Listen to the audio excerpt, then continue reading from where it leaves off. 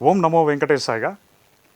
తిరుమల దివ్యక్షేత్రంలో శ్రీ వెంకటేశ్వర స్వామివారు కలియుగ ప్రత్యక్ష దైవంగా, భక్తుల పాలిట కొంగు బంగారంగా, కోరిన వరాలిచ్చే కోనేటి రాయుడిగా భక్తులందరి చేత పూజింపబడుతున్నాడు.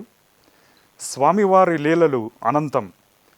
ఎన్నో భక్తులకి ఎన్నో వరాలు స్వామి ప్రసాదించి వారితో అద్భుతమైన లీలలు ఎన్నో ప్రదర్శించారు. వీటిలో కొన్ని నమ్మదగినవిగాను, కొన్ని నమ్మశక్యం కానివిగాను కూడా ఉంటాయి. కానీ మనం నమ్మినా నమ్మకపోయినా ఎప్పుడు భక్తుల పక్షాన వహించి స్వామివారు వారి కష్టాలు తీర్చి వారికి ఆనందాన్ని ప్రసాదించి వారి కళ్ళల్లో ఆనందాన్ని చూసి స్వామివారు సంతోషిస్తారు. విశేషమైన లీలలను ప్రదర్శించినటువంటి ఒక ఆసక్తికరమైన కథ గుగ్గిళ్ళవ్వ కథ.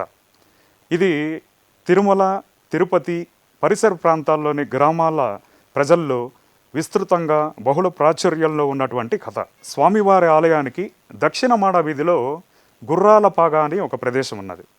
ఈరోజు కూడా మనం చూస్తే తిరుమల నంబి ఆలయం ఉంటుంది దక్షిణ మాడ వీధిలో.